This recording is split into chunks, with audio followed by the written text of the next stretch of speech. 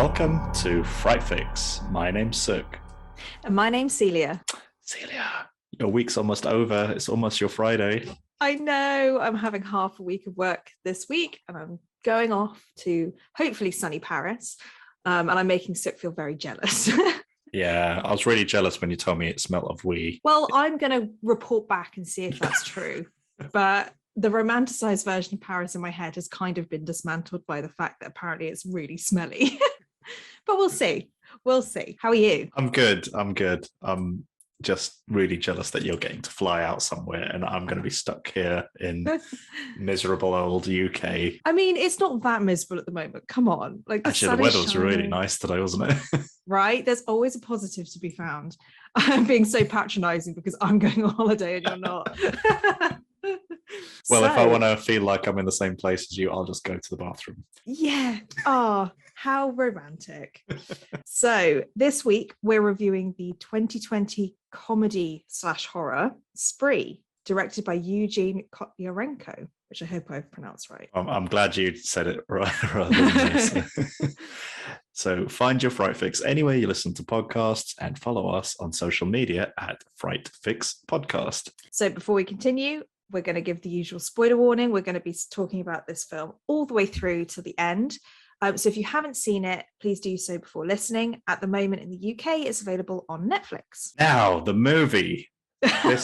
This plot for this movie is dense. It's not a long movie, but it's a lot that goes on and it's at a breakneck pace. It really is. Like before we started recording, we were saying, how are we going to go through the plot? Because it's just one thing after another. And I'm sure we will we'll miss so much of it. But you know what? Might as well just try. Right. So what I'll do is I'll do my best to kind of recall or recount the tale in this movie. Yeah. And if I forget anything, just interrupt me. I will do. So the movie is basically about this kid. I'd say I think he makes reference that he's 23 years old or something, but I think it's told over the course of a while. But it's this kid called Kurt Kunkel who is insane about YouTube and he wants to be a YouTuber. Actually, I don't even think it's YouTube. It's just this kind of live streaming thing. Yeah, he just wants to be social media famous. Like he doesn't really care how he does it, I don't think. Yeah, and it's the intro to this movie is just this kind of montage of really awkward clips of him being like, hey guys, like and subscribe. Hey guys, welcome to my video. Kurt's World 96. Don't forget to like and subscribe. And it's just the whole intro just shows his kind of journey on how he tries to become YouTube famous or internet famous. But as the movie progresses, or as that intro progresses, you realize he never really gets beyond double digits. Yeah. And he's just just an awkward, cringy kid, basically trying to be internet famous. Yeah. And you can tell kind of from this early montage what the pace of the film, because it is very kind of, it's clip after clip of him trying different things and like trying to get famous in different ways. And the way that the film is put together is all through kind of live streams, like you said. And yes. So you can see these kind of live chats and you can also see how many people are watching. And so you're very much looking at it as if you were on those live streams or watching the videos themselves. You know, you press play and then you can see the red bar across the bottom. Like all of those bits are in that kind of montage. And yeah. You're right, you've got like one viewer or 0 subscribers, and it's a bit painful to watch, but it does set up the type of film that you're watching, which is very fast-paced, very social media centric, and a kind of just a bit crazy. Yeah, pretty much the entire movie is told from the point of view of somebody's camera. So whether it's a phone camera or a CCTV camera or a dash cam, or pretty much everything's through some kind of video camera. So rather than like an actual cameraman floating around, which is interesting because we just did a found footage film last week, Creep, but that was the more basic or known version of found footage, which is a man with a camera, whereas this time you've got so many different media outlets that are being used, but it is still technically found footage because there is no cameraman. It's just Kurt's world with his multiple cameras or other people with, you know, video devices. So I thought that was quite cool that we did 2 in a row, but they're very, very different. Yeah. So if anyone's familiar with like Instagram stories, it's pretty much like that, I think there's a lot of vertical image, like vertical footage with like the comment section going at the bottom. Yeah. And yeah. So he also has this friend who, I think, this kid that he babysat growing up. So this kid who would have been, I don't know, 10 years old, and he babysat him. And as the kind of intro progresses, that little kid who just naturally has a charisma and a charm, you know, he starts off streaming games, and then that kid kind of, so as they get older, that kid actually does become internet famous. Yeah. And our hero, Kurt, you know, is kind of just left in the dust, and he's only has like 2 people following him, or 2 people ever watching his streams. But then I think we kind of cut to a few years later, and Kurt decides that, you know, he needs to do something different. You know, something's got to give. He needs to make a big change in the way he streams. Because by this point, his friend, I forgot the friend's name, Bobby Basecamp. Yeah. Bobby Basecamp. Yeah, so Bobby Basecamp has like thousands of people following him. Kurt's like, I need to do something different. So Kurt says, hey guys, you know, tune into my channel on X date. I'm going to start a project called The Lesson. And so he decides to do The Lesson, but then Bobby Basecamp, I think Bobby Basecamp is kind of directing his followers or whatever to... Well, he was supposed to. Like, I think the idea was that Kurt was going to start this lesson, and then Bobby Basecamp was going to get his followers to kind of go, you know, start watching him. So Kurt keeps saying like, oh, Bobby's on the street. Like, Bobby's his only viewer basically through a lot of this. Yeah. But it's funny because the person who plays Bobby Basecamp is quite a famous Vine star, and I recognized him straight away, and I was like, this is quite cool. Oh, really? Did you ever see that Vine where it was like, what up, my name's Jared and I never learned how to read? No. Okay, well, he was just this kid, and it basically, and I remember him from the Vine days.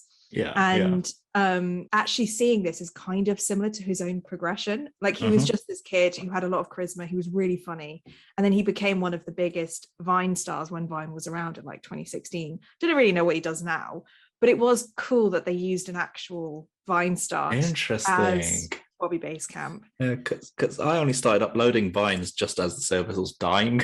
Oh no, you completely missed it, because there were years where that was just, that was everything. Yeah, because I watched, I think I watched all the Vines and whatnot when they were famous, but I watched them through YouTube compilations when people had like stitched them all together and whatnot. Yeah, so that's one of my hidden talents. I can probably quote any Vine that I've ever seen. I think I've seen them so many times.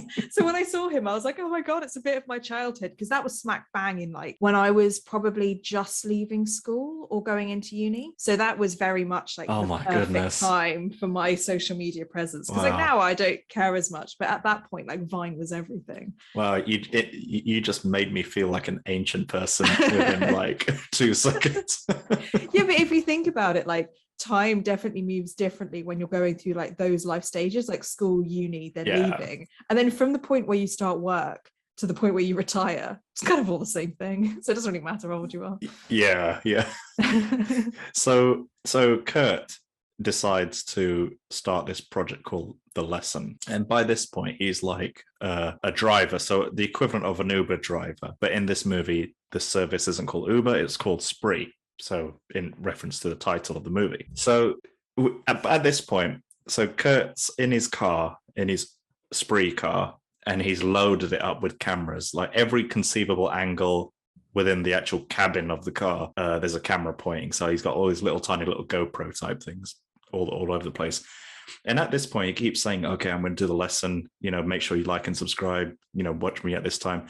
But nobody, like, as an audience viewer, you don't really know what the lesson is and what's going on here. So he says, he picks up one passenger and he says, he's just teaching his followers how to become like internet famous, how to become influencers. And the guy who jumps in the back of his cars, turns out he's actually on his way to a talk where he's going to talk to thousands of people.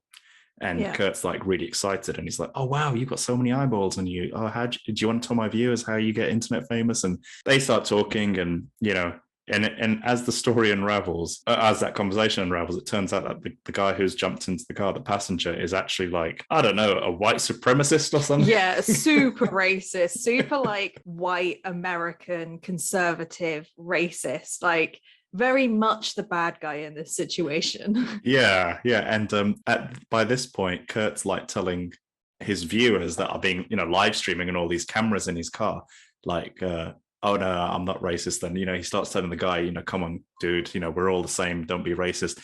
And I think Kurt says it more because if you're racist on live stream, it could like demonetize you or, like that. And he makes reference to Bobby Basecamp, who isn't racist and gets access to like free hotels and all this stuff. So we want to be more like Bobby Basecamp. And everything he does is for clout. Like, you're so right. It's all fake. It feels the way that Kurt speaks is so like, the affectation of it is like, he's always upbeat. He's always like, peace and love. But that's not actually anything that he really feels. It feels like when he's like, stop racism and stuff like that. It's like, you're just doing that, like you said, to gain followers. And it's very obvious that this guy has built his whole personality around social media. Like, every sentence ends with like and subscribe or like, hey guys. And it's like, there's not even anyone on the live stream. And it's just sad. It's sad at this point. Yeah, absolutely. And then throughout this scene, as they're driving, so I think Kurt like drives past the location or past the exit where the passenger's meant to go. And he tells the passenger, this is a shortcut, I know where I'm going. And he tells the passenger, he keeps saying, why don't you have some water? Why don't you have some water? And then the passenger then eventually drinks some water as he's getting kind of prepared for it. The speech is about to give these thousands of people. Takes a sip of the water, and within like 10 seconds, he starts choking. Yeah. And then it cuts to like a flashback, like a video clip that Kurt took earlier, where he's like injecting the water bottle, with some kind of poison of some kind. And I have no idea what it is. Like, I don't even want to know what it is.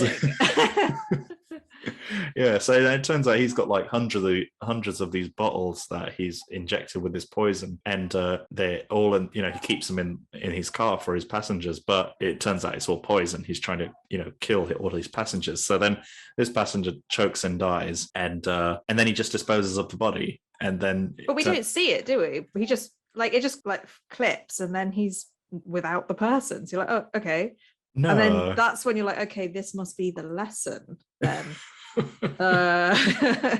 Yeah, so I think by this point, like, he has been doing YouTube or live streaming for so many years with so little success that now he's literally trying the most shocking things to try to get views. But what's sad about it is that he doesn't seem desperately sad about it. Like, he's not depressed to the point where he's like, I'm going to go on a murder spree and I'm going to end it all. He's almost like excited at the possibility that this could make him social media famous. It's not like, to me, it didn't feel like a last hurrah that he was going to do this and then go out with a bang. It was just like, this might be the thing that gets over the, like, he's so, so disillusioned with the whole thing that he just thinks that this is going to work, and it's crazy. Yeah. And it doesn't seem like he's thought more than a day ahead. Yeah, no, definitely what he's not. Doing. Yeah, so then he reveals, I've got like 8 more passengers to collect throughout the day or something. Yeah. And so then he goes and picks up the next passenger, and it's a lady. And fun enough, when she goes into the car, it turns out she's a dick as well. Yeah. I think she's some kind of like real estate agent or something. And it's just very rude and very short with Kurt. And then same thing again. She drinks the water, and then next clip you see is just her laying on the back of the car, slumped dead. Yeah. And he dumps her as well. And what happens next? Then he picks up some kind of then like the next guy's right? Mario. Yeah. It's like they're very, I guess, because we know that this is like a comedy, it's not supposed to be overly deep. He is picking up stereotypes of kind of bad people in a way. Like, he's had the white racist, he's had like the businesswoman who doesn't care about anybody else, and now he's got the douchebag Mario who only cares about sleeping with women and doesn't respect them and stuff. So that's who he's picked up next. Yeah, so then he picks up Mario, and Mario's like just complaining about the traffic. He's complaining, just drive me there faster. I need to get there faster. There's some chick who's waiting for me. I need to sleep with this chick. He keeps repeating this. And then, but poor Mario, he booked a kind of a rideshare version of Spree, so he gets a discounted ride, but it means he has to share with another passenger. And then Kurt's phone kind of like pings, there's another passenger he needs to pick up, and Mario's like, hey man, I got a girl waiting for me, and Kurt's like, hey, I got a girl waiting for me too. It's a passenger, you picked rideshare, so you're gonna have to wait now. And anyway, there's a bit of back and forth between them, and then they eventually go and go to pick up this girl, and car pulls up next to the girl, and then when Mario sees the girl, I think he probably finds her attractive or something, and then he changes his tune, and he's like, yeah, bring her in, hey, come in. When she sees Mario inside the car, she's like, no, I'll skip this one. Yeah. But then Mario kind of like eggs Kurt on. It's like, no, go get it. So anyway, they both go, Kurt says, oh no, you don't have to pay for the ride, this one's on me, I don't do this just for money, And so both of them sit in the car. She's uncomfortable. Mario starts hitting on her. Yeah. And Mario recognizes her and says, oh, you're some, anyway, it kind of, he reveals that she's actually a stand-up comedian, and he recognizes her. And then when Kurt kind of catches wind of this, he's probably thinking, oh no, she must be an influencer. She's probably got followers. And he starts kind of like trying to shill his live account. Yeah, his whole demeanor changes as soon as he hears that she's got any sort of social media following, because obviously his whole personality is built around followers. And so he instantly like snaps around. He's like, oh, will you follow me? Will you tag me? My name's, Kurt's World 98 or whatever it was. Really, really laying it on thick. And she's a comedian, and she kind of seems like she knows how to handle these situations. So she's being very blunt, and she's like, no, just leave me alone, like both of you, because she's being harassed by Mario. She's being harassed by Kurt in a different way. Like she's just not having a great time. Yeah. So she's like, pull over. I'm not having any more of this. But then as she's getting out of the car, she grabs a bottle of water, and Kurt's like, you can't have that, because clearly, I mean, there could have been two reasons why. One is that the kill wouldn't happen in the car, and that maybe that's part of the lesson. Yeah. Or she's what I think is the case is that he respects her because she's slightly social media famous. So he's like, no. And it's actually, that bit is there's quite a lot of tension in there, because you do not want her to drink that water. No. And she ends up like flinging it at the car in like rage instead. And you're like, oh, thank God she didn't take the water. Yeah, just that. Yeah, because I didn't want her to get the water of his own. I think it was more down to the second reason that you said, like, because maybe he does respect her. But yeah, she takes the bottle away, and she walks off camera, and you think, oh crap, she's gonna die. But then split second later, she like just throws all the water into Mario's face. Yeah. And then so she goes away, and then Mario and Kurt continue driving, and then they pull up, I don't know, in this kind of deserted area, and Mario's like, I don't feel so good, and Kurt's like, if you're gonna throw up, get out of my car and throw up. So Mario gets out of the car, and I think he tries to pee. And then like Kurt just sees Mario in his rearview mirror and decides for the views, decides to hit the reverse and just reverses into Mario, and Mario flies over his car onto his bonnet, and there's this big smear of blood on the windscreen. Yeah. And Kurt just like, Mario just like rolls onto the floor, but he's not dead. And Kurt decides for the views, he's going to hit the accelerate button, and then just runs over Mario. Yeah. And then just drives up into the sunset, and Mario's just dead. And bearing in mind, like, Kurt still has no one watching him apart from Bobby. Like, it goes between like 1 and 0 and 2 views for this whole section, because we're watching it through this live stream, and we can see what's happening from the point of view of somebody who was watching it, and you can tell like no one's watching this. It's mad. I think that's the kind of the state of affairs right now. Like, if you went onto Twitch right now and just started streaming a game, let's just say if you were streaming the most vile video game or program ever, who's going to find you? Like, there's millions and millions of people on there. Like, what would they even have to search to find you? And it's so sad as well, because like Kurt's world, it makes you think that he's got loads of followers, and that he's got this whole like world of people who follow him and that love him, and he speaks to the camera like there are loads of people there. He's like, oh, I'm just doing this for my followers. There's no one there. And you do feel sorry for him. Obviously, if you took out the bit that he's killing everyone, like, you do feel sorry for him, because it's like he clearly is very socially awkward and doesn't understand social interactions, and this is his outlet, and it's just not working. No. It's sad, and it's cringy, and it's crazy, but you do feel a little bit for him. Like you say, there are so many people out there who obviously aren't killing people, but are trying really, really hard to get famous through live streaming, and it only really happens for like 1 or 2 people. And they get lucky, basically, to become famous live streamers. Yeah. And then this is the point where I kind of forget what happens next. I can't remember if is this the point where Kurt gets the message from Bobby? Well, I think he kills 3 more people before Oh, that. yes. Sorry. Yeah. Which I love, by the way, because I instantly recognized. So he picks up 3 more passengers at once who are probably drunk and they've just come out of a club and they want to go somewhere. And one of them is Ariana Grande's brother. The guy's on Ariana Grande's brother. Yeah, Frankie Grande. And I noticed in the like where they say the name, the end credits, that they credit him, like his character's called Richard Venti, which I thought was really funny because like Venti Grande. I did not even think of that. That's cool. Yeah. So again, they've used another person who he's basically, if he's known at all, other than being Ariana Grande's brother, is just as a social media person who likes to be online. So they've used somebody else there as well.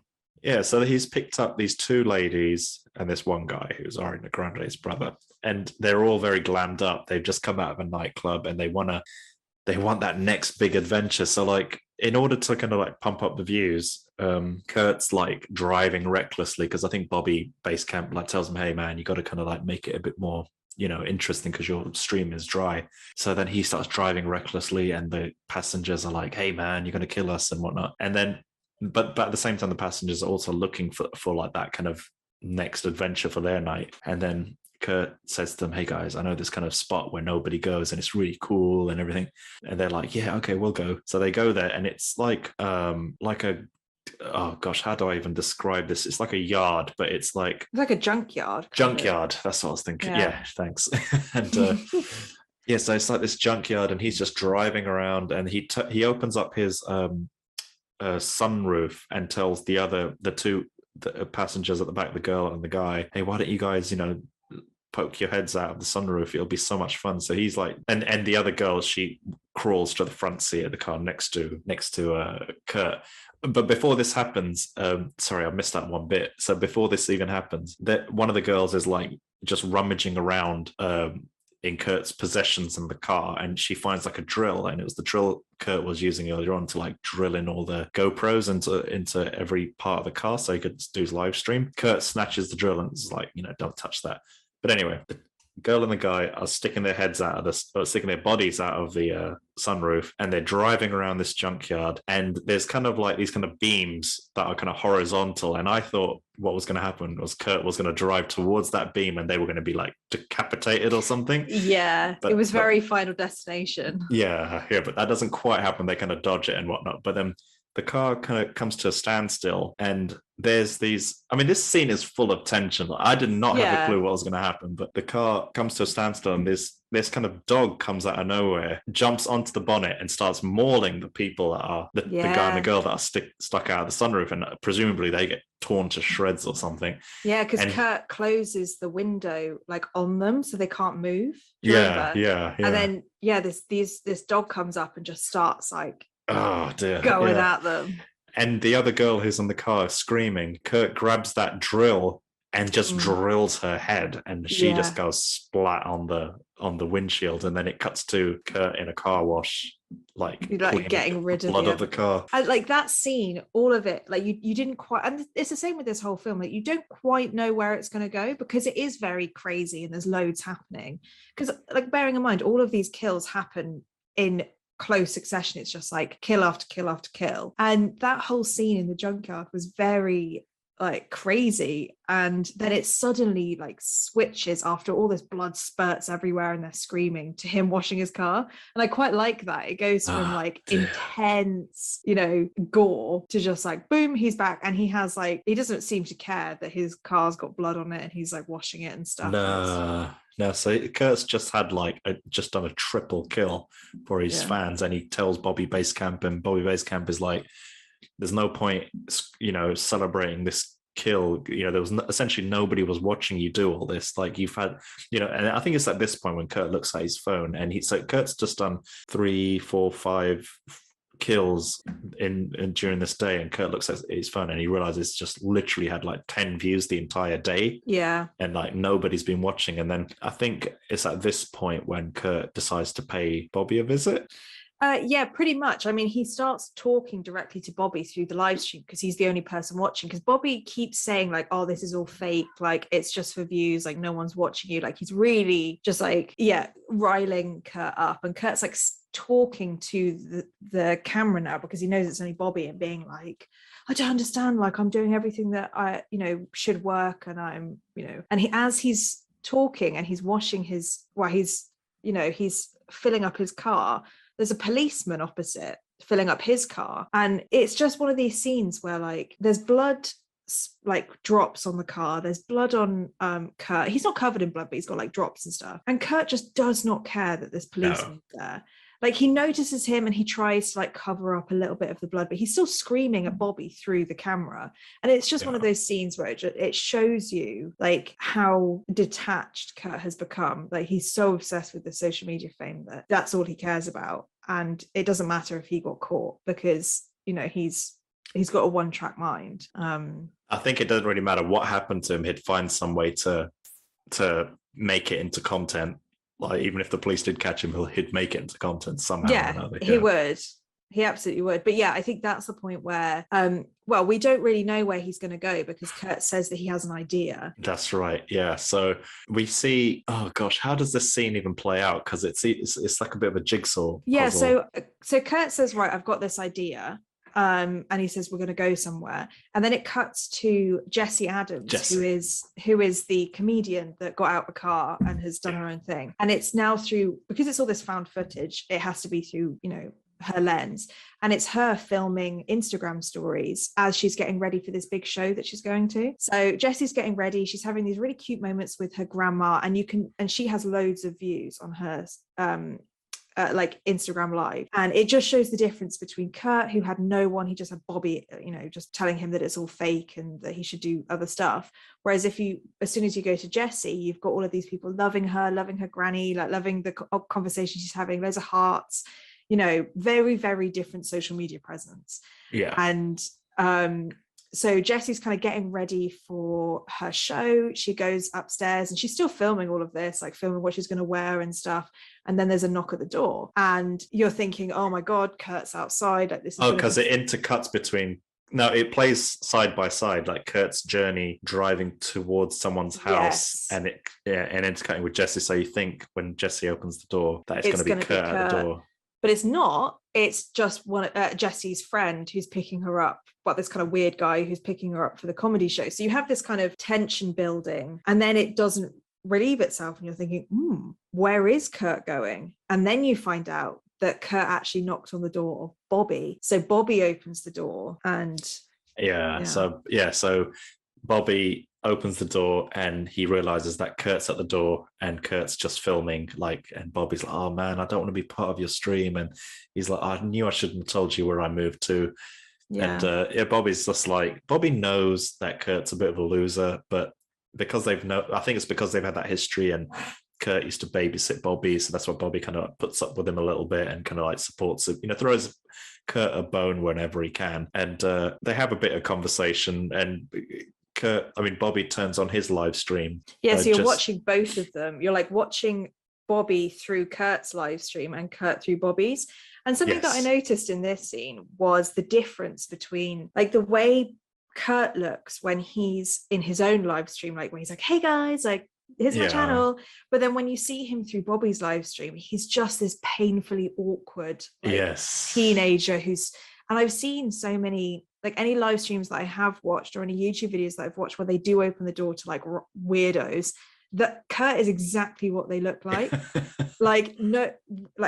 Their body language, and it looks so different from the way that he portrays himself on stream. And the difference between the two of them is night and day. And you can just tell there's a reason why Bobby became famous, and there's a reason why Kurt didn't. And he's just like beating a dead horse by trying at this point. Yeah, because Bobby is clearly very charismatic. There's a bit of confidence there, whereas Kurt's a bit more kind of like hunched over and a bit not so comfortable in his body. And so Bobby starts his live stream and wants to make clear to his audience that he has nothing to do with Kurt's kind of night of madness and all the killing he's been doing. Bobby keeps saying to Kurt, oh, what you're doing is evil, man. This is evil. Yeah. And then Kurt pulls out a knife and decides to like stab up Bobby. So he's like stabbing him to pieces. And then I think Bobby pulls out a gun, and they have a tussle, and then Kurt ends up killing Bobby. But what happens is Kurt picks up Bobby's live stream phone, which still has the live stream running, and then all you got is just like comments saying this is all fake, this isn't real, that looks so fake, that looks so fake. So his live streamers just witnessed a murder, but they all think it's all a part of the act. And I think it's because I think Bobby's followers were aware that Kurt and Bobby were doing the lesson, or that he probably thought Bobby was a part of this whole lesson thing.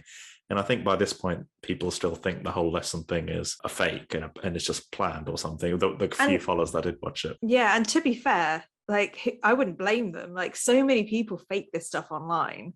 Like, it would be very rare for it to actually happen. Like, you know, just imagine going to a YouTuber's house, them live streaming it. And bearing in mind, Bobby's got like, I think 12,000 or something people watching that live stream as he's being killed, which Kurt then picks up. And yeah, like you say, they're all saying, oh, this is fake, like they know each other, and there's like so much going on through this live stream. And I think, you know, something that I noticed, and I don't know if you did as well, but those live stream comments felt so real, like all the way through from here on out. Kurt, there are lots of people commenting on his stream because he's kind of hijacked Bobby's audience, and like things happen in the future that make him kind of get a little bit more famous. And those live stream comments really do feel real. And I read that the director, he had like 40 all-nighters, I think he said, writing every single one of those live stream comments. Wow. And making that, and I think it pays off, because I definitely think that if you know about live stream culture, you would recognize that this is absolutely how it is. Like, for every one comment that's about, like, that's relevant, you've got like 15 comments about random things, and then you've got one person just spamming it. Absolutely, and that is what you see in this. And I think that that's really, really cool. They have integrated real live stream conversations into the film. And it's not even just the comments themselves, but the pace they come at. Like they slow down at certain points, they speed up at certain points, and it's, I mean, if anyone's watched a Twitch stream, you'd know a Twitch stream of a popular Twitch streamer, not like a dead Twitch streamer like Kurt. But that's well spotted. That's a good comment as well, actually. So then he picks up Kurt's phone and essentially adopts Kurt's subscriber base. Bobby's subscriber base. Sorry, sorry, I'm getting confused on all names now. It's weird. Like, each time Kurt does something like this, it's like a metaphor for he's killed Bobby and now he's absorbed his powers. Yes, that's such a good point. And he does, because they then follow him throughout the rest of the film, because they want to know what's happened. And like, you keep seeing these like comments like, well, where's Bobby, like what's happened to Bobby? Sorry, you can hear Wanda, she's started barking. So what happens then? So Kurt goes and takes a shower, and he's kind of getting ready in Bobby's house, and it's really weird, and all of his commenters are like, okay, like what's going on? But Kurt basically carries on with the lesson as if nothing's happened, and he gets a text from his dad who says, come pick me up. I need you to take me somewhere. So he picks up his dad, who ends up being this kind of like DJ who's trying to relive his youth, and like he's probably having a midlife crisis, and he's just like, he's saying to Kurt, like, just be normal, like we're gonna go and we're gonna see this DJ called DJ Uno. And Kurt's like, oh no, I don't want to take you there, like I don't care about this. And then suddenly all of Bobby's live stream viewers are saying, oh my god, DJ Uno, like no way. And that's when Kurt's like, oh, do you guys know DJ Uno? Like, is that somebody that you know? And they're like, yeah, go see her. And so this is at the point where you see Kurt is starting to just do everything that the live stream followers are saying. And he does this throughout. Like, if the live streamers tell him to do something, he ends up doing it. And I don't know about you, but have you ever heard of like Ice Poseidon, the live streamer? I've heard, I'm aware that Ice Poseidon exists. Exists or existed. I don't think he's even allowed to live stream anymore. But there are so many live streamers who do that. Like, and I think I saw it in the new Louis Theroux documentaries. Actually, he was doing one where he was following far right live streamers. No way. It's really, really interesting. It's on BBC if anybody wants to watch it. And I mean, it's bigger than that. It's about like young culture and far right American, youth, but a lot of it is about these like weird live streamers, and they will do whatever they tell them to. That could be shouting racist things at people in the street. And Ice Poseidon was the same. Like, he would do whatever his audience told him to. And so Kurt's starting to do that. And that is actually how people got famous. So it's like Kurt's starting to do things that made live streamers famous, but he's just doing it in the weirdest way possible, which is also killing people that nobody quite believes he's doing. It's a crazy like look into this type of world, which does exist, just not to the point where they start killing people. Yeah. Like with Kurt's journey throughout the whole movie, it doesn't feel like he's motivated by money. It just really does feel like he's motivated just by the recognition and the fame and people, just the eyes looking at him. Oh, 100%, because people do donate like £1, $2 to say things to him, so like they can say it out loud on their live stream. Yeah, those super chats or whatever they're called. Exactly. Yeah. But he never says like, oh, thank you so much for the super chat or whatever, because he doesn't care about that. He literally just cares about the number on the screen and like how many people are watching him. But yeah, so at this point, he's actually his life is being dictated by what the live stream viewers are telling him. So they say, go and see DJ Uno, which he does. He takes his dad to this like sleazy strip club. Oh, yeah, because we're led to believe that it's going to be at some nightclub, but when he gets there, it's this empty strip club and no one's there. And DJ Uno and her entourage or whatever are just sitting down in a booth or something. And she's just there twiddling her thumbs, looking at her phone, and her dad goes up to her.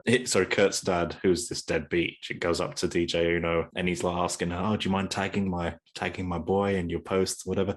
And she says, or I think she makes some excuse and doesn't do it. And Kurt's dad just gives up and says to Kurt, sorry, dude, we tried, but ain't gonna happen. And Kurt's just there like waiting for her. I think he's asking her for a tag and he's just there waiting while she's just there paying more attention to her phone and selfies and whatnot than anything else. And this is the first time that I noticed. So you've got lots of different camera angles happening at the same time. You've got the CCTV camera of the strip club, which is filming the interaction. And you've also got Kurt on his live stream, who's filming himself.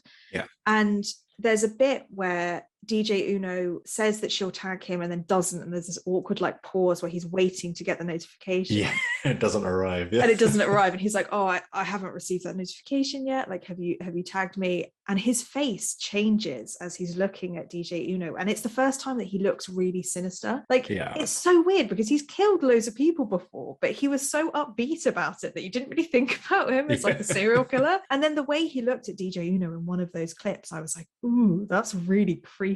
Like, I don't like that. Yeah. And even his followers are like saying, oh, she's lying to you, man, she ain't gonna follow you, man. And I think he tries a couple more times, and then his dad's just like, sorry, man, we tried and it ain't gonna happen. But then by this point, Kurt gives up and just goes back to his car and he's gonna drive away. And just when you think it's about to end, DJ Uno jumps into the back of his car. Yeah. And it's like she's handed to Kurt on a plate. Yeah.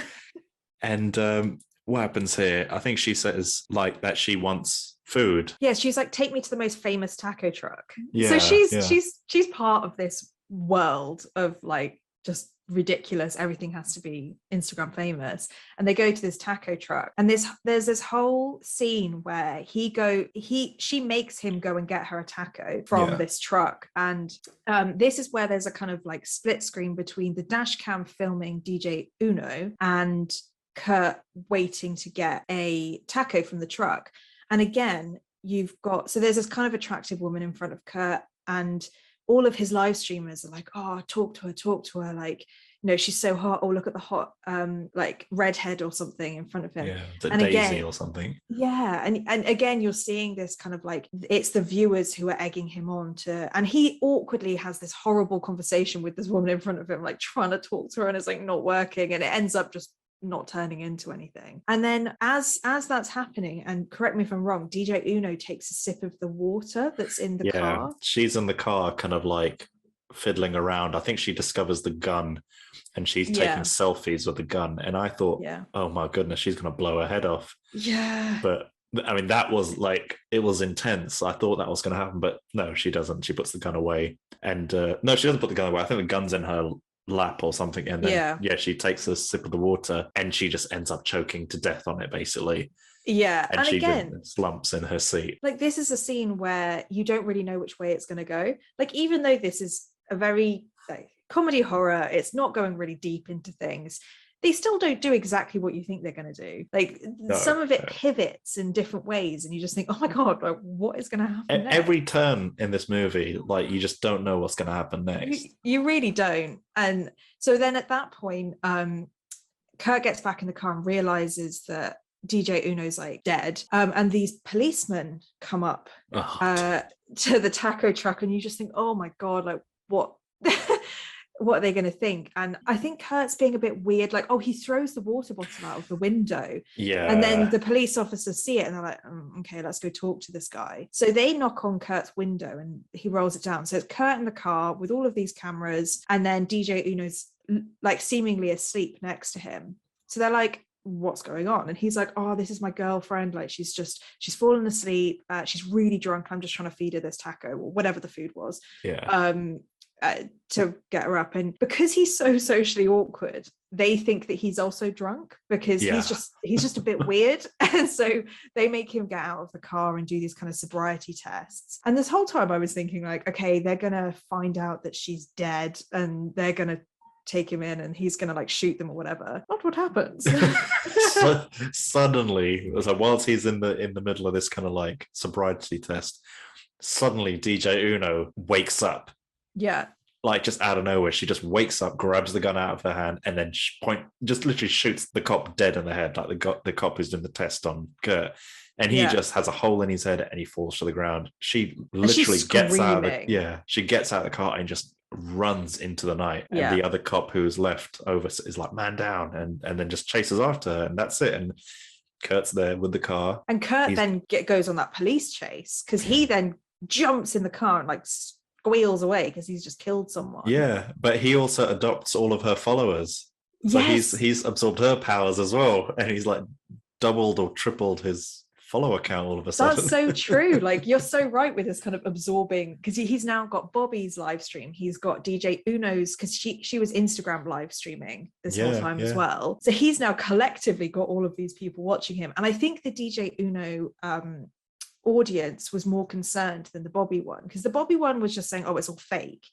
But a lot of the comments for DJ Uno was like, is she okay? Like, what's happened? Like, what was that noise? Like, where is she? And so it kind of shows the different audiences that people can gather. Like if you have an audience that like is just all about trolling or whatever, they're not going to really care. But if people love your music or love you as a celebrity, like they're going to treat you differently. Oh yeah, absolutely. Which I thought was quite cool. But one thing I did notice, I don't know if you did, and it really annoyed me, was that DJ Uno shoots the police officer through the windscreen of Kurt's car. And then in the next scene, like Kurt's windscreen is absolutely fine. Like there's no shattering of it at all, because that is a good point. I didn't notice that. Because you watch him driving around in the next scene where he's on this police chase, and the windscreen's just absolutely fine. And for one, I don't know if it's true, but would a gunshot, well, I'm sure a gunshot would go straight through a windscreen, but it wouldn't be fine. I don't know. I would. Absolutely. Because like if someone lands on your windscreen, it would crack, like do a big crack. And I think a bullet would probably do more, unless the bullet was so fine and so fast, it just makes this tiny little hole. If a stone can crack my windshield on the motorway, I think a gunshot would do that. So then Kurt goes on this like Grand Theft Auto police chase, where he's still filming himself with like all of these different live streams, and he ends up going like dodging the police a few times, like he's going the wrong way down a highway, like this, it's at the crescendo of this craziness, and this whole time there are comments just going through, and all different people saying different things, like go Kurt, or being like, what the fuck is going on, like, oh my god, I can't believe, whatever it might be. And he ends up going to this like underpass where there are loads of tents from homeless people. And at this point he just decides to start running over some of these tents, and some of the tents he hits, you can hear these thuds inside the tents, and it's like homeless people he's running over and killing, and he's like, I'm invincible. Next thing you know, he runs over one tent or something and his car flips and crashes, and then that's it, that's all you see of him. And it cuts just like, oh my god. And his car's just there. And then it cuts to Jess. Oh, what's her name again? Was it Jessie? Jessie Adams at her comedy show. Yeah, and she's there with her friend who's doing her who's essentially her warm-up act. The guy who plays her warm-up act, the friend, is his name's Kyle Mooney, and he's on Saturday SNL. Night Live. Yeah. And he's a funny guy. I really like him. I like him as well. I thought it was really funny that they chose him, who's a well-known comedian, to play a really bad comedian. Oh man, there's this one movie he did which I beg you to watch if you ever get a chance, and I think it's called Bigsby Bear. Yeah. Let me double check the name of this. Right, you can hear me tapping away.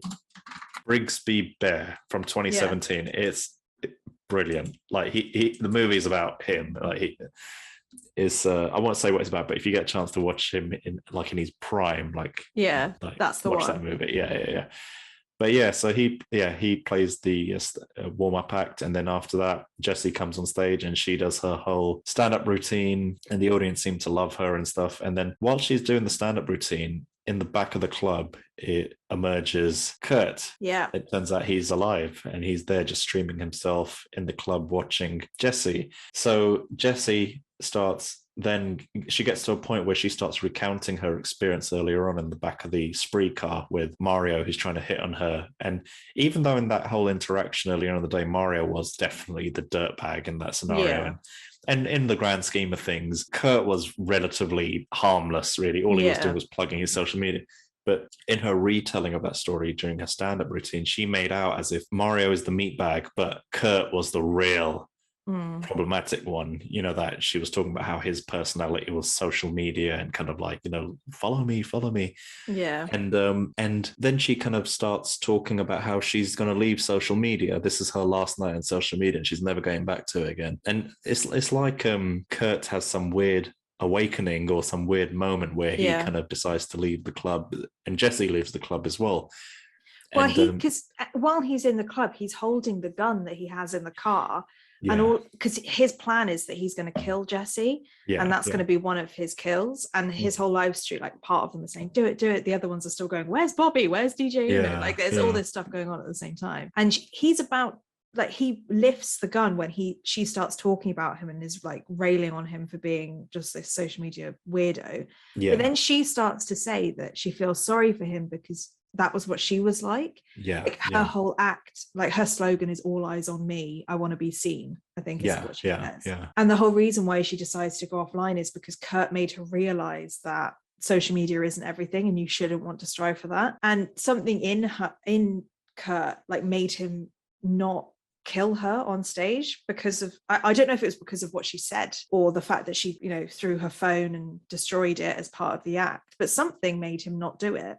Don't know what it was. Absolutely. So he decides to get back in he doesn't get back in his car because his car's wrecked, so he leaves the club and decides to wait for a spree himself. So this is the first time where he orders a spree / Uber for himself, and he orders it just before that. There's a news article that says that Spree is being they're cancelling sprees for the night because there is this, people have started to realize that there is this spree driver on a killing spree. The mad driver. So they have cancelled Spree, and so no one can get a spree, but they can use the app called GoGo, I think it's called. So that's what Kurt orders. He orders a GoGo, and there's now a new driver who also has a dash cam, but he's not a streamer. He's actually using the dash cam for the reason of his own protection, because that's what Kurt has said the whole way through. When people have looked at all of his cameras and been like, why are you filming us? He's like, it's just for my protection. But this guy's like, oh no, it's just to make sure that everything's fine. So he's driving around and that driver's like, don't worry, I'm not the mad driver or whatever. And Kurt just starts laughing and he goes, I know. And you cut to Jessie and her friend are in some club or something, or some bar, and they're getting drinks, and Jessie's saying to her friend, can just pay me, I want to get paid or whatever.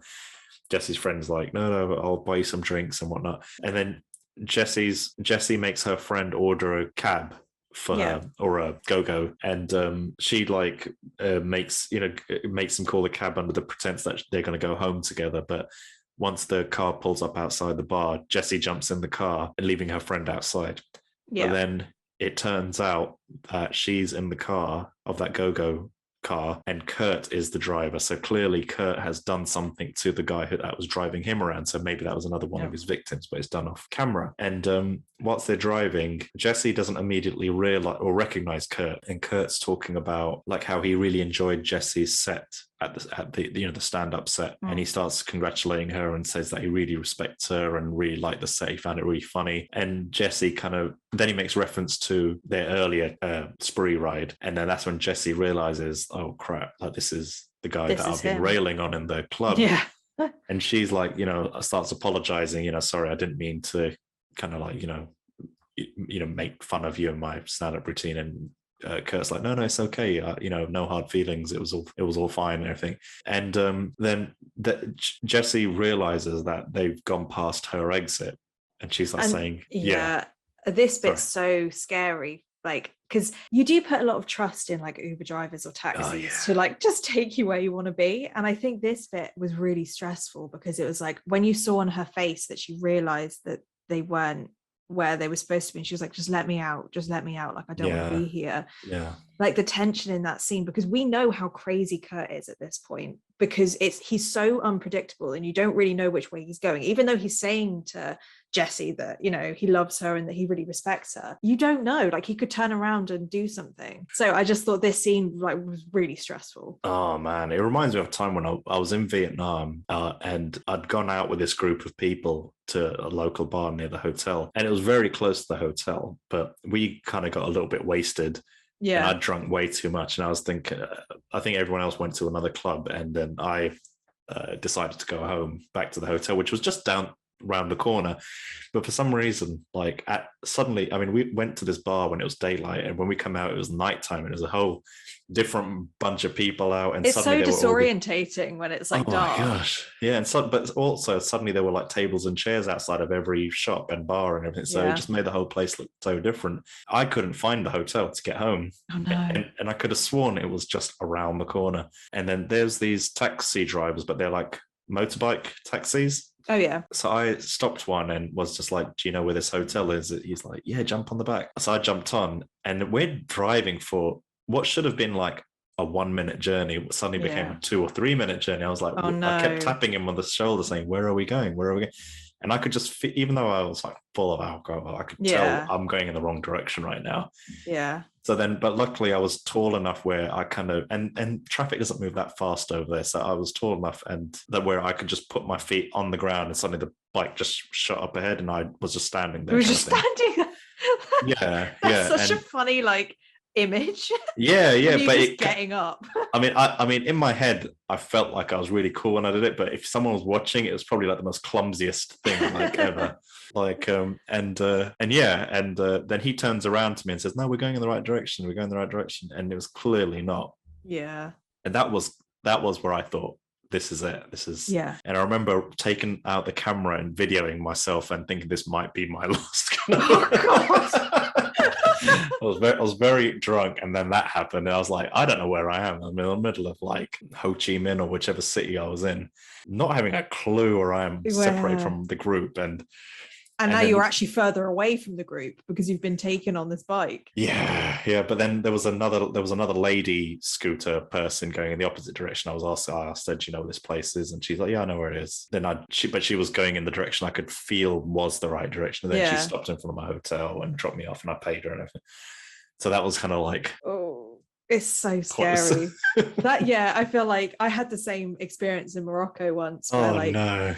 We were staying in the old town, which has like a wall around it. So it's very obvious when you leave the old town because you go through the gates of it.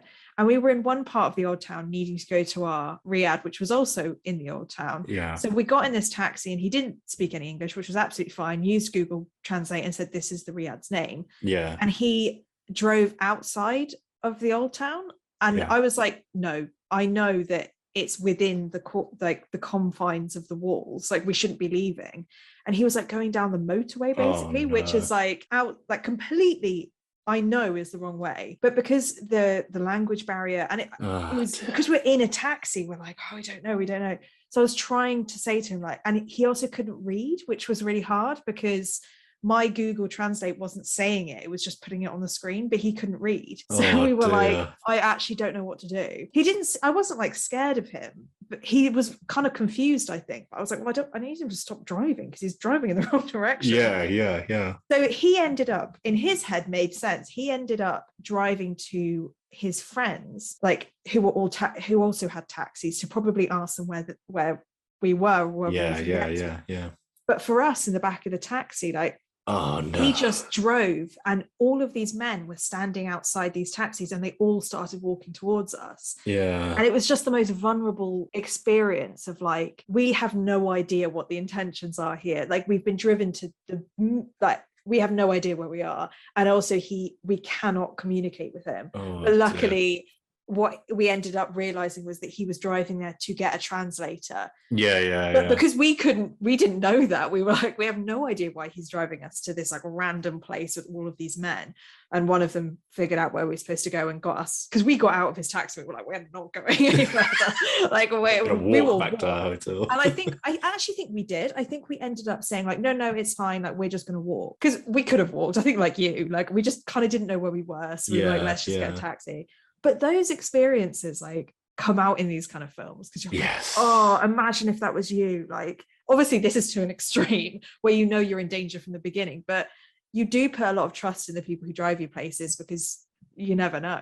Man, yeah, absolutely, yeah. So he then, I can't remember where we were, but Kurt basically reveals that we're going home, but not to your home. We're going to my home. Yeah. And then there's this wire in the back of the car. I don't know if it's headphone cable or a USB cable or something. It's a charging cable, because she tries to charge her phone, and then Kurt's like, well, you destroyed your phone, remember? It's not going to charge, silly. Like, ha ha ha. And she's like, yeah. Like, trying to appease him, but yeah. But then as Kurt's driving, she then grabs the cable and throws it around Kurt's neck and just tries to like choke him, grot him. Yeah. And I think the car starts spinning around on the road and then pulls up somewhere, and I don't remember how she gets out of the car. So he drives up to his house, and that's where she like garrots him, but he manages to turn around and hits her really hard and knocks her unconscious. That's it. And he drags her out of the car, and his house is in a big field basically, so he drags her around the front of the car into the headlights and lies her on the floor, and then runs back to the car. And all of the live streamers are like, run her over, like, kill her. Yeah. So he's talking to the live streamers like, oh, should I kill Jesse Adams? Like, should this be my last kill, or should this be my next kill? And he's kind of goading his audience, and they're all going, yeah. And then he looks up, and Jesse's not there anymore. And so they're like, oh my God. You know, the live stream's like, where is she? Yeah, it happens a few times where he tries to drive towards her, but his phone falls off of, the phone falls off the dash. Cam, yeah, and that happens a couple of times. Then on the third time, he looks up and she's not there anymore. Yeah. And then he runs out of the car and starts looking for her, and he can't find her. But then she sneaks into the car and then slams on the accelerate and just basically chases him. Yeah, in the car. Trying to run him over. But then he runs into a house, and I think she must have swerved or something, and then she goes straight through the brick wall of the house into the house.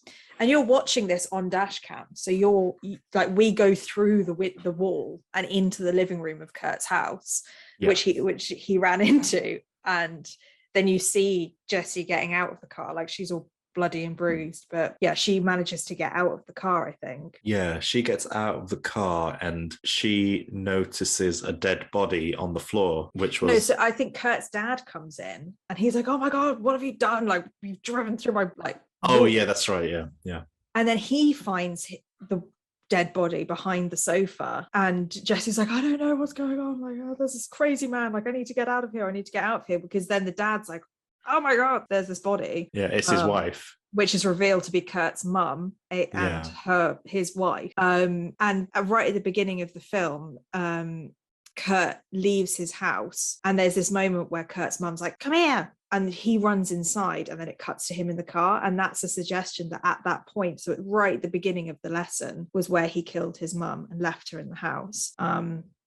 So he'd started early on. Yeah, and his dad...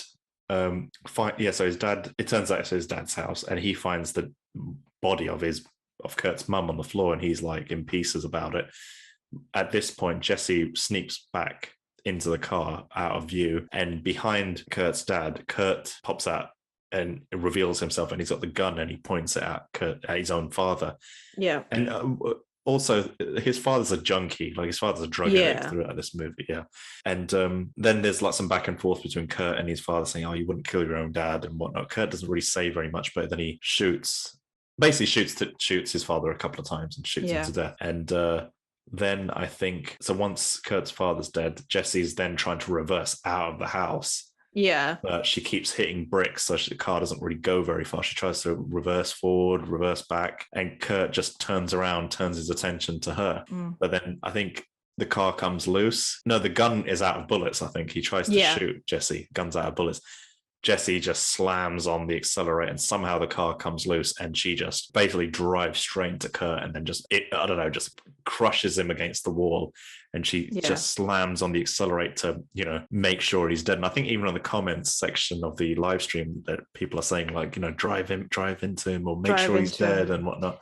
He literally pops, doesn't he? There's like a it's just blood everywhere as he's being pushed into this wall. But like this whole time, like you said, there's live stream chat still going on, and most of them think it's like all fake. I mean, all of them pretty much look like they all think it's just dramatized, because you've got this it's ridiculous. You've got this quite famous comedian, this random YouTuber who are having this gunfight, and there's people dead, and there's drug addicts, and there's cars going through walls. I mean, it is ridiculous, and I would probably be the same. But they're kind of egging her on, and she does do it and ends up. And then so she discovers all the comments that are coming through on this phone, and then I think one of the comments says to her, "Make sure he's dead." So then she goes out, gets out of the car and goes up to his body, and I think he kind of springs into life. So she gets the phone or the dash cam and starts basically caving in his skull until he dies. And then someone says in the comments section, take a selfie with him or something, and then she takes the selfie with him and then uploads it to her social media, and it's the final post on her social media. That's the only bit of the film where I was like, I mean, this whole thing is crazy, but that bit I was like, what? Like, I get that it's like you can get away with it. Like, it's a social commentary on the fact that people will do anything for views, and even people like Jesse Adams, who in this film is like the real person. Like, she does everything that you'd expect her to do up to this point. Like, she's a very real person, whereas Kurt is an absolutely fictitious person who was created for social media. But then Jesse takes a selfie with the dead body. That's the only bit. Sorry, go. I was going to say that's the only bit where I was like, this does not go with Jesse's character, but I suppose it just shows that everybody would do anything for clout. It's like that phone with all the followers is like the Lord of the Rings ring. And it's like whoever has that in their possession suddenly feels this power where they feel compelled to do they get drunk on power, and they become the evil character. This movie is basically Lord of the Rings, but with social media. They just need to throw it in the fire and then we'd all be fine. yeah, exactly. You're right. And then the final montage of the film is that there's newspaper cuttings of Jessie, and she ends up becoming really famous because she becomes an advocate and she becomes a survivor. And that's how she becomes, super famous. She's on magazine covers. She talks about her story. She becomes really, really famous as a comedian, using her story of this maniac who tried to kill her. And it kind of ends with her being on top, she got out of it. And then the best bit, I think, in the film is the final scene where, after all of this craziness has died down and people do realize that what Kurt did was real, Reddit forums start being created with people who have saved Kurt's footage. Now they all know that it's real. So this is all basically what they called, not smut. What's the way you watch like real snuff. Smart. Snuff films where they know that it's real, but so on these dark corners of the internet, people start revering Kurt as this kind of, he's basically an incel, and he's like done 4chan and whatnot.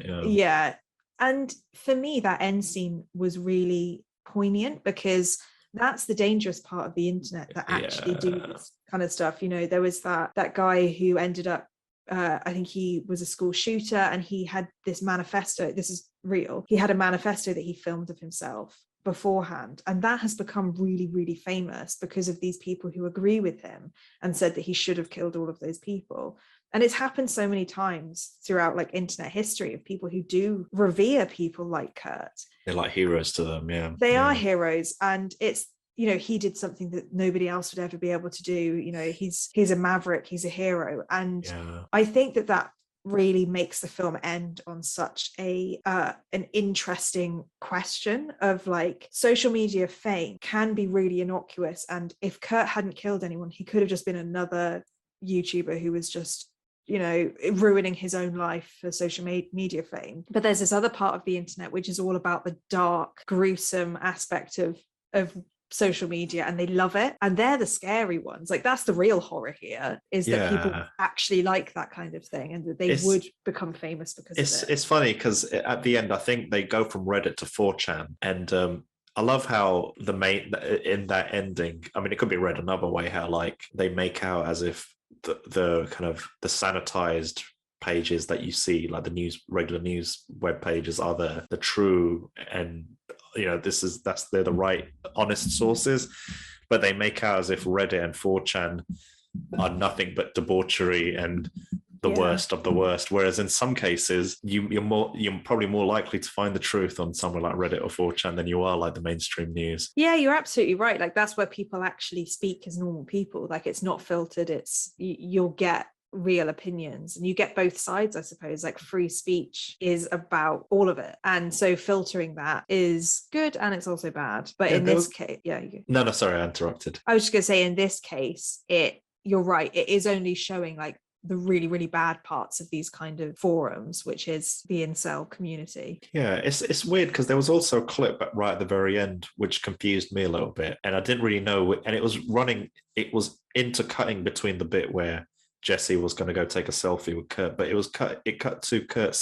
doing a video selfie of himself, talking about how, oh, what a night, it went really well, 50,000 people watching me, you know, like, it was really great, I can't believe the night's gone. And I was thinking, like, wait, when was this filmed? Because there's 50,000 followers watching Jesse kill Kurt right at the very end. Yeah, so, that's like, a good point. It's like, was this like an alternate ending, or was it like, because what I thought was going to happen is that Kurt, even though he's crushed by the car, he was going to spring to life and kill Jesse and then recover and walk away from it. I thought it was like after, but I don't know why they did that. Maybe it was like that's what he wanted and that's what he got, maybe, I don't know. But I think he had to die at the end, because it wouldn't, like, the ending wouldn't be so poignant if he'd survived, because people probably would never believe it.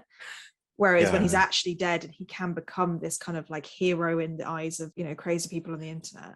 Yeah, because I think the film doesn't shy away from its responsibility, where it's like, it shows all this craziness, but it also shows, on balance, like, this is the state of the world, this is the state of the internet fame and everything. And well, I thought an alternate ending to the movie could have been, I don't know, maybe not, but it's like where Kurt does win, and Kurt does kind of like complete his night of craziness, and he does kill Jesse at the end, and he walks away from it all.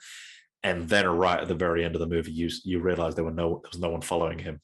So it was all for nothing. There was no followers, and we realized he was just some crazy person who just had no followers all along. Whereas throughout the movie, you're made to believe there's millions of followers watching him or whatever. But there actually wasn't. Yeah, that would have made it so sad, wouldn't it? Like, it's literally for nothing, all of those deaths. Well, I mean, it's still for nothing. Yeah, but I think the way they did it had a bit more meaning and a bit more. Yeah, I guess it's just like a commentary on the social media fame. I mean, this film, it's not trying to be deep, I don't think, because everything's quite on the surface. Like, what you see is what you get. Like, it's telling you that social media is bad because people like this exist.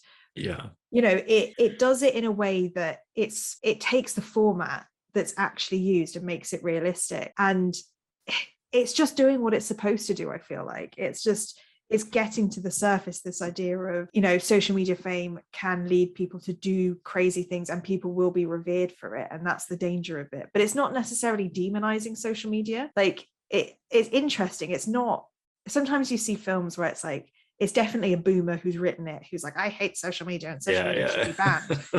Like, it's definitely not that here. This is like a real version of what social media can do. Yeah, none of it felt, obviously what happens in the movie is very kind of ultra hyper real, but none of it felt like it was written by someone that wasn't out of touch. So basically, I've said it in a really long-winded way. It all felt very believable and very clued up, and yeah.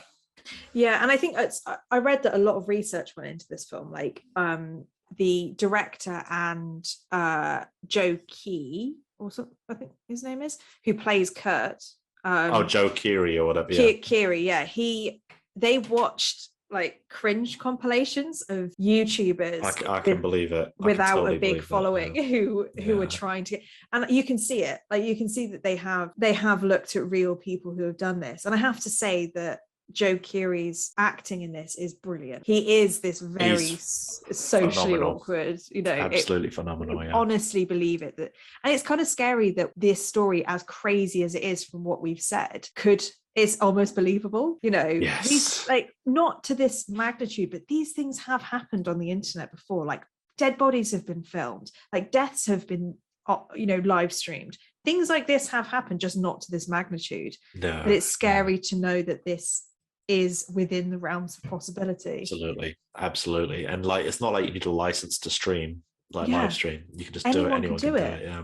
And you could just accidentally find somebody who's doing something, insane, which is what happens here. And then that's it. That's real. I mean, the power of live streaming is a fairly recent thing as well. Like, so just to put into perspective, so I got married in 2016.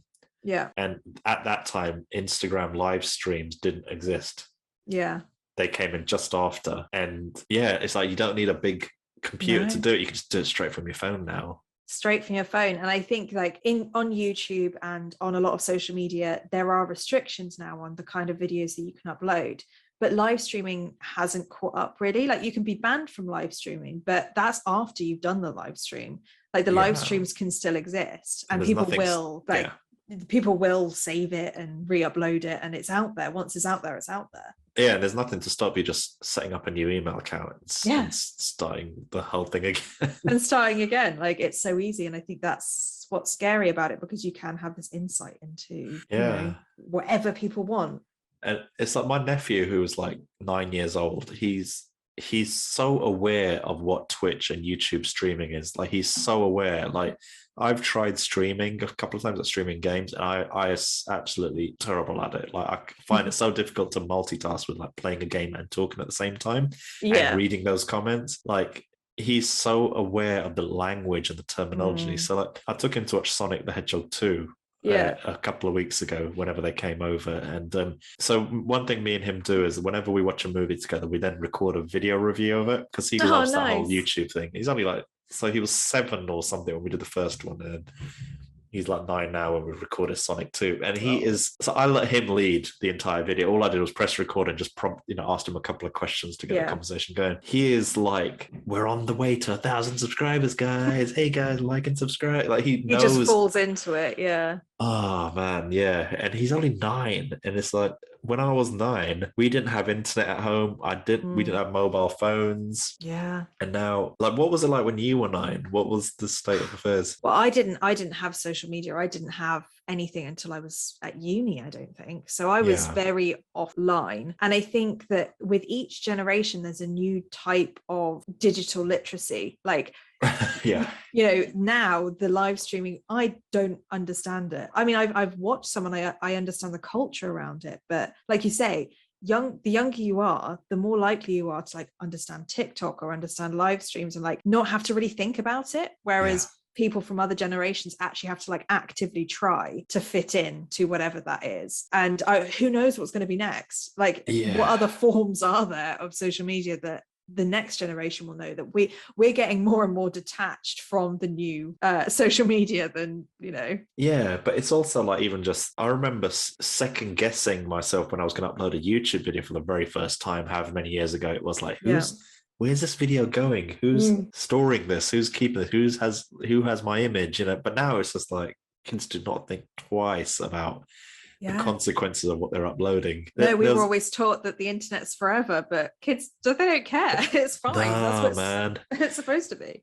It's so I saw this kind of like troll comment on one of my Instagram posts earlier this week, and I didn't think much of it because I generally don't give in to trolls. I don't even comment back or anything. But I don't know why. I mean, I get loads of them quite frequently, and I don't know why, what made me click on this person's profile, but when I clicked on it, it turns out to be like a 7-year-old kid.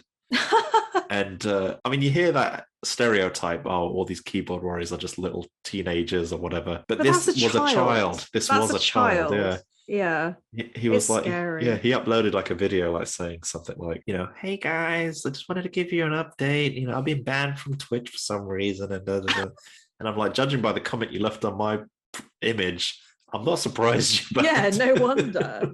Honestly, like that is scary. Oh God. So that is Spree. What a title, like what a name to call your, you know, taxi service, Spree. Like what were you thinking? It does not make sense. Like any marketing kind of manager would say, the connotations of Spree isn't great. Maybe we shouldn't call our taxi service that.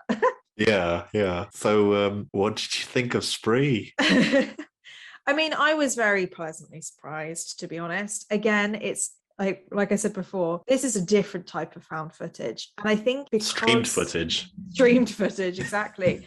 And I think because I have not necessarily grown up with, but definitely am a part of this culture in terms of live stream and YouTube and understanding how it works, I have a respect for this film for making it real. I mean, I saw a lot of comments, reviews of people saying this film is too fast, there's too much going on, the comments are moving too fast. And my only answer to that is that's what it's like. That's what social media is like. You've got 10 seconds to say what you want to say, and then it's gone. You know, you've got comment after comment after comment of random things, people spamming it. You just have to read between the lines.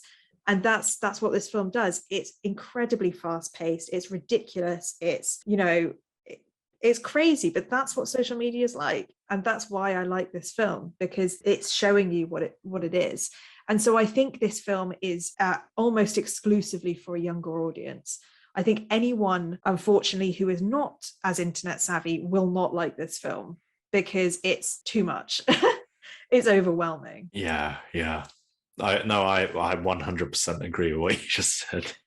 And fair enough, you know, if you can't force yourself to be able to, it's almost like a skill that you build up over time, I think, of being on social media, just being able to read this sort of thing. Yeah. So I think this is probably the first film that we've reviewed where it's like very clear what age the audience is, which is the younger the better. For this, in terms of, should I do my Fright Fix rating? No, go for it. I mean, with everything that I've said, and I found this film really interesting, and I think it was a very cool commentary. And there have been, like somebody mentioned in the review, the Unfriended films. Yeah.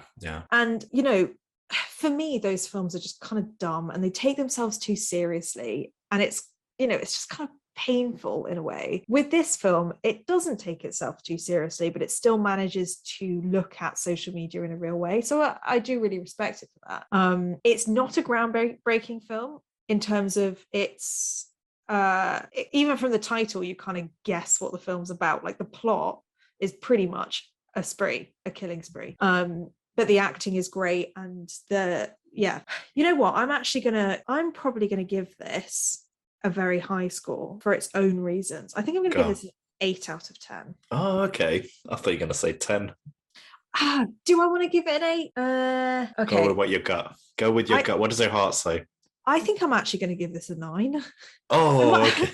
I might look back in a year and say, why did I give this a 9? Like thinking, when you boil it down to what it is, there's not really like anything to say, but I really enjoyed it. And I think, I don't know, I'm just very fascinated by the culture and of the internet, and I feel quite passionate about it, so I'm going to stick with that. I'm going to say 9 out of 10, unbelievably. Yeah, I think that's fair. I think that's very fair. Right, you said what I always say.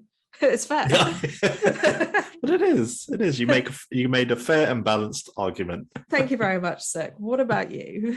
So like I'm very, very I don't consider myself like a part of the TikTok generation. No. I think TikTok is where I got left behind a little bit, but I do. I think I'm fully integrated into the whole YouTube thing, and Twitch is something I discovered a little while ago, and so I kind of know how that streaming works. I know how the comment stuff works and everything. And I think you put it really well, and it's very difficult for me to say anything different or unique compared to what you've said, because I think you summed it up really nicely. And am a fan of this kind of movie. So I like these kind of found footagey type things. So I like this. I liked The Visit. I liked the movie we did last week. Creep, that's it. And but I also I actually really enjoyed both Unfriended movies. Yeah. Yeah, I really liked them. But when I found out there was an Unfriended 2, I was all over it. Like I was like, okay, bring it on. But then I also like the movie Searching, I think it's called. I haven't seen it. It's you'll like it. It's got John Cho. His daughter goes missing and he goes through her laptop to try to find clues, and it's told all through her laptop. I like that.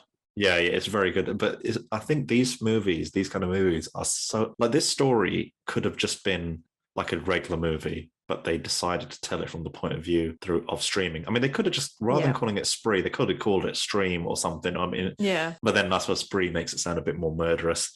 But I really like this kind of movie, and I feel like this really, so rather than sitting at a laptop like Searching and Unfriended, it takes that concept but on the road.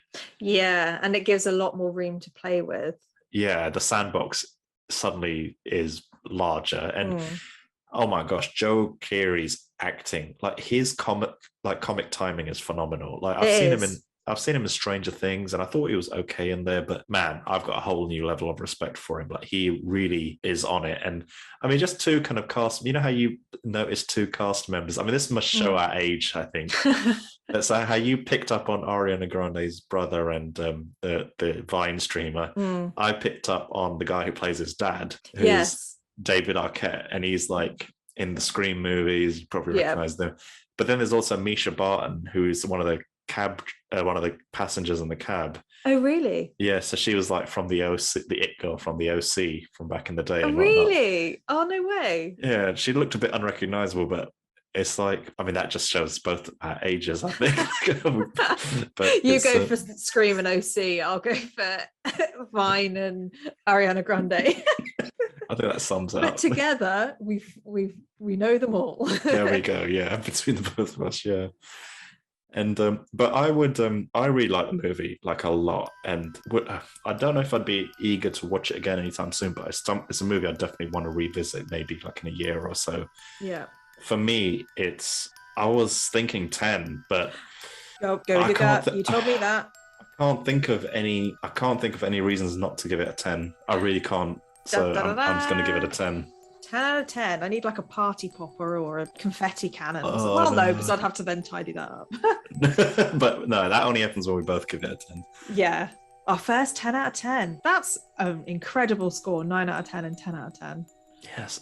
19 out of 20.